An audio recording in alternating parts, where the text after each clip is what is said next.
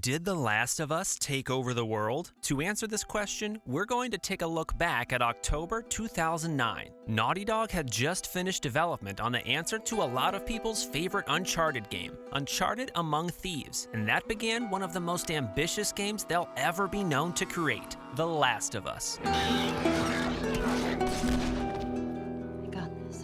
The Last of Us 2013 had a very unique development. For the first time in the company's history, Naughty Dog split it into two teams, with one team developing Uncharted 3: Drake's Deception, the other half developed The Last of Us. A beautiful way to create two birds with one stone, if I do say so myself. Uncharted Drake's Deception released on the 1st of November 2011 after just 2 years of development, where The Last of Us released not that long after with 3 years of development, releasing on the 14th of June 2013. But what was the budget like between these two games and the profits they managed to bring in? Well, the budget to develop The Last of Us was $50 million, or $150 million if you include the marketing budget. And on its release day for the PS3, it sold 1.5 million copies, and in its first month, bringing in $85 million in revenue. The budget to develop Uncharted 3 was just over $23 million, where it went nuts and sold 3.8 million copies on its first day, earning $230 million in revenue. To put this into perspective, GTA 5 released September 17, 2013, selling 16 million units within 5 days, making $1.15 billion.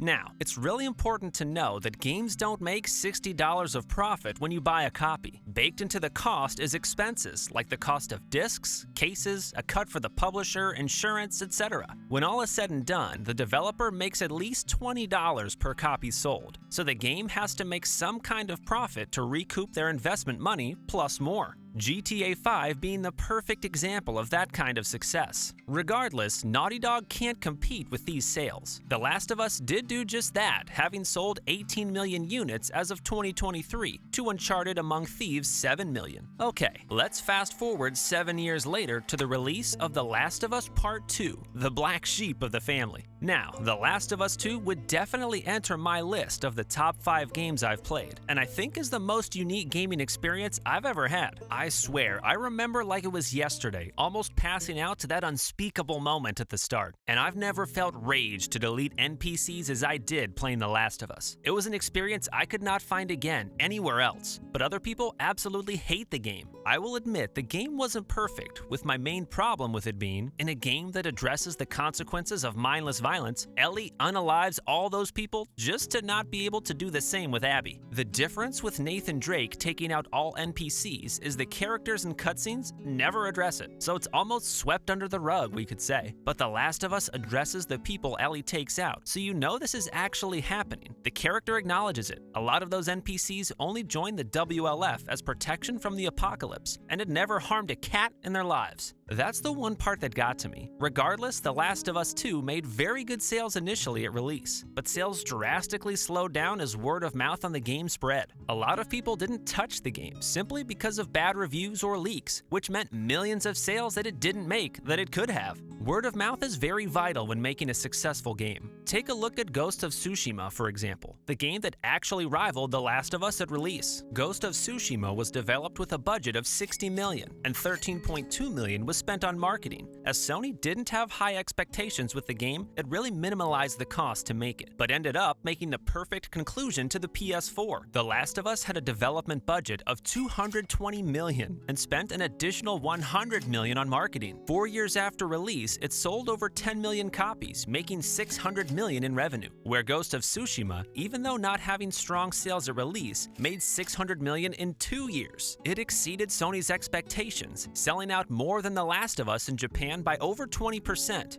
There's more value in that statement when you remember how well The Last of Us 2013 did in Japan. I personally think The Last of Us 2 is the better game, but 50% of the gaming community would disagree. Neil Druckmann took a gamble with The Last of Us Part 2, but it didn't exactly pay off. On Metacritic, The Last of Us has a higher critic score at 94 to a user score of 5.5, to Ghost of Tsushima's critic score of 83 to a user score of 9.2. But when it comes to global reach or taking over the world, world, we should say, you gotta remember that The Last of Us is a billion-dollar franchise, with the first game by itself making over $1 billion.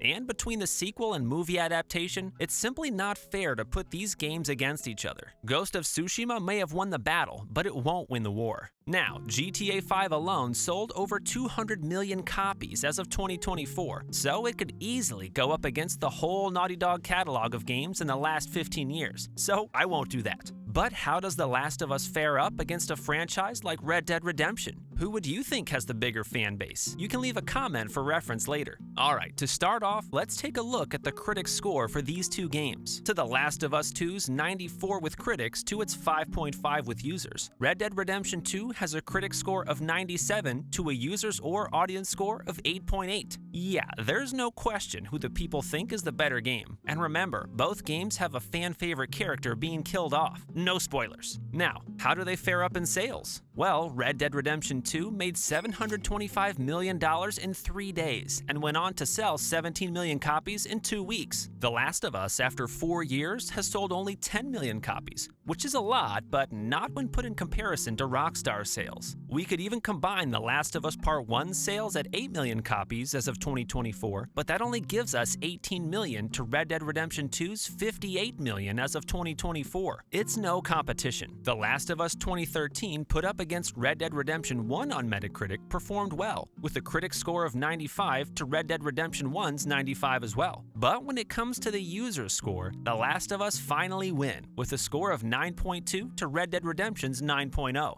When it comes to sales, Red Dead Redemption would obviously be the bigger game because of the 2-year head start, but The Last of Us manages to almost catch up with it at 18 million copies to Red Dead Redemption's 25 million. I started the video asking if The Last of Us as a franchise took over the world, and put it up against franchises that did succeed in that aspect. It's apparent that the choices Naughty Dog made with the sequel robbed the franchise of the ability to properly grow and attract new audiences. Because of bad reviews and the leaks, it wasn't able to pull in new audiences, but as well, also lost many eyes that it already had, not because of bad story choices, but because some of these choices weren't executed in a way to please everybody. The Last of Us is a controversial game, but will always stay in my heart as one of the best things gaming has to offer. I'm hoping they don't cancel a potential third game to conclude the trilogy, because with global reach like that, for every place there's going to be someone who despises the game, there'll always be those as well who live to see it again. And with all of this, I'll say, long live The Last of Us.